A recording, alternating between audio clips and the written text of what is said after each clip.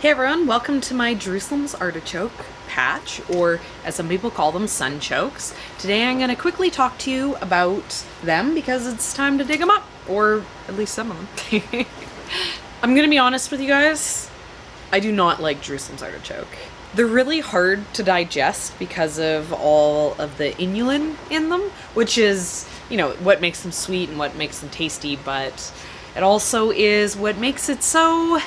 My friends like to call them fartichokes because, yeah, these will give you some pretty crazy gas. And since I've been having babies the last few years, the last thing I wanted to do is to be pregnant and then be like farting my brains out. So, yeah, I grow these.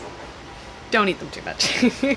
But I have had them prepared in a couple ways that is really delicious, so it has encouraged me to try to eat them a little bit more. So, you know, I'm gonna dig up some. They don't keep super good in the fridge. You're a lot better off to just keep them in the ground, and that is usually what I do. But I have all those other root vegetables, and I dug up a little bit of this in my root vegetable video, so I figure I'll dig up a little bit more so I can add it in, and while I'm at it, I'll tell you guys all about it.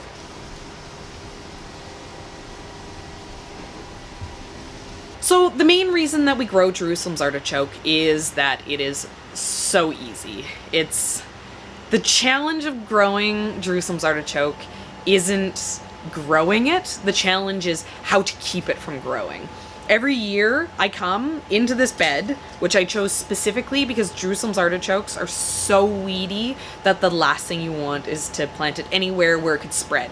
So this is like literally isolated by like a concrete retaining wall on like my property and then on my neighbor's property, and I even feel a little guilty of the fact that like there is a chance it could spread like underneath the retaining wall and over onto his land, because I mean these things are crazy. These are like bamboo when it comes to how hard it is to isolate them. Every year in the fall or in the winter, or if I haven't gotten it, as soon as I can dig it, as soon as the ground is not frozen in spring, I dig up every bit that I can find. I don't leave anything in the ground. Like these are some good sized roots here, but like even like tiny little balls, I make sure to dig it up and get it out of the garden, and then it sprouts, and I end up having so many plants come up. It'll literally be like, get these. It'll literally be like just fingers. They're so dense that I have to actually come in and thin out like a good 75% of what sprouts, just so that what is here can have any chance of growing.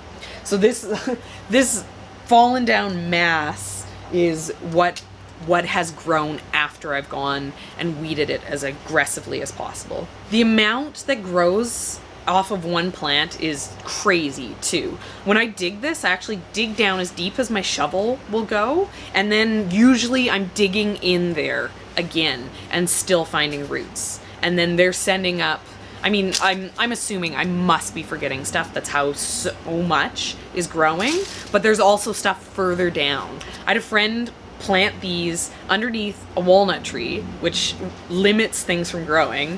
Things have a really hard time growing underneath a walnut tree, and just like hard packed dirt, never watered. She planted these in there, nothing happened. A few years later, the walnut tree got cut down, and all of a sudden sunchokes everywhere. These, be careful when you grow these, because they are so easy to grow that they can become a really aggressive weed really quickly. I'm sure it's probably overkill, but one thing I do is I make sure that even the greens don't go into my compost, because my compost goes onto my garden. I'm just worried that, you know, the tiny bit of root off the bottom of these stalks is gonna then produce a whole nother plant, and I'm gonna be infested in my garden. So I either leave things, I just kind of chop and drop stuff down here, or I actually put it into my city's compost bin system, just to, someone else can deal with it. They cook the compost high enough that, you know, I'm probably not polluting someone else's yard with the compost they buy from the city. So this is one of those crops that is really great if you don't have a lot of time for the gardening. You know, we talk about how it's easy to get out there and do an hour, and if you're someone who maybe has a lot of space, right? Like Ian and I are limited in our space because we're in our small urban lot. But if you have a large property where these spreading and becoming kind of invasive isn't going to be an issue, because you can isolate them in an acre in the back of your 10-acre property, then you're probably going to be really excited about this crop, because as I said, you don't have to do a lot of work for the planting and the harvesting. It's kind of just a go and dig it and it grows itself. So in that way, it's really nice. It's kind of like a fruit tree or a berry, like any perennial, where you're gonna get a really big return on your time investment. So this is a great crop if you're short on time, but you still want to be growing something. The first thing I do to clean out the patch is I actually just rip out all these stalks and I get them out of here.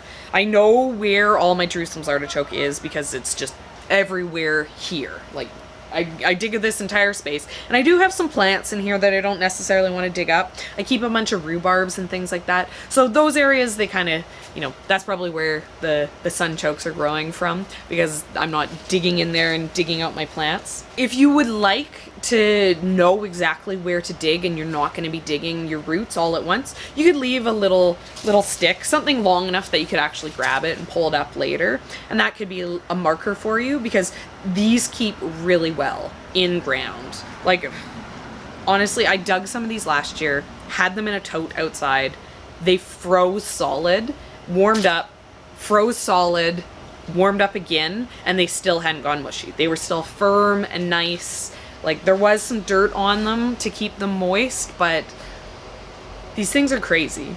So these are like a potato, anything that is a root crop, garlic, that kind of stuff, where it is a perennial as long as you leave some of your crop in the ground. So if you never dug these, they just grow forever. And, you know, maybe the roots that you get wouldn't be quite as nice as when you thin out the plants, but you don't need to do anything to this crop for it to grow. You can just leave it, it can do its thing, and then you don't have to eat it like I do. But if you want it to be a crop that you're harvesting every year, you just treat it as anything that is a root crop that grows from the root, like I said, like potatoes or garlic, where you just save some of what you have. When you dig it up, you put some back in as you're digging it, just leave it there, and then you've already planted for next year. So the nice thing about this crop is not only is it so easy to grow, but it's so easy to plant, because you're actually harvesting and planting for next year at the exact same time.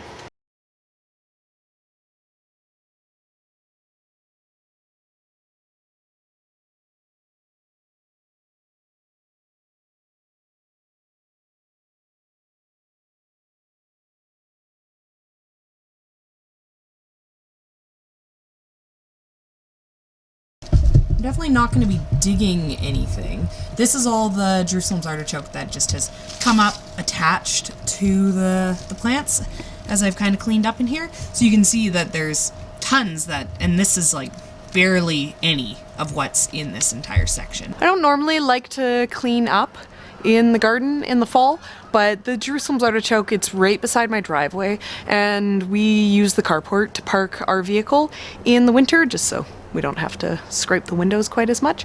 So this I clean up because it starts to get really messy.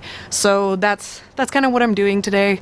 You know, I'm not digging, like I said, I'm not digging up any roots, but whatever gets pulled up along with the branches as I tidy up in here a little bit, I'm going to be bringing in. This plant that I got here is a really great example of just how prolific Jerusalem's artichoke is. So you can see on this one, this actually pulled up. The soil was really loose. So a lot of what the plant was growing actually came up along with it, you know, and it's just crazy what this like one little little plant, you know, along with all the competition of so many plants surrounding it, was doing. And maybe part of the reason why my roots grow down so deep is because of how crowded the plants are. But on this, you can really see just how far down it went before it started to produce any sort of bulb on these. So, you know, on this one, and I don't even know, because I don't know if this is one of those plants that came up. Could be that, you know, these strings then go down quite a bit further before there's even a bulb. So, you know, it is amazing what these will do. And this soil in here is pretty compacted. This used to be a spot where a cedar hedge is. And, you know, I've been growing these for about 4 years now. So because every year I'm getting in here, I'm digging them up. And, you know, obviously stuff's getting left that's rotting. The soil's getting slightly less compacted, so that is making it so that it looks like they're growing larger roots. Whereas before, you know, I'd have a lot of this kind of stuff growing in here. But I walk all over this. I stomp it down multiple times a year just because I don't care. So it's shocking what you can do with this stuff. I'm interested in permaculture, and that's how I kind of first came to find out about the sunchokes. And they are really interesting just in everything that I've told you that makes them kind of a pain in the butt, like how weedy they are and how easy they are. So I love having them. I love growing them, even though I'm not the best at eating them. And it's one of those crops that I feel like having this in the garden, I'm protected against crop failure, because I know these aren't gonna fail. So even if everything in my garden dies, I know that I'm still gonna get a really good harvest on the Jerusalem's artichoke.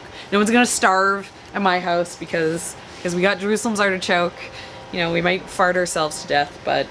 So do any of you guys grow Jerusalem's artichoke? I'd love to know. I'm very careful about not spreading past this space, and the soil in here is really not that great. So I'm interested to know how well it grows for you guys. And if you know any tricks on how to make it a little bit more digestible, please let me know. I've heard there are different ways that you can prepare it that makes it a little bit easier, and obviously some people are more sensitive to it than others, but yeah, if you have any tricks, also let me know below, and I will see you guys next time.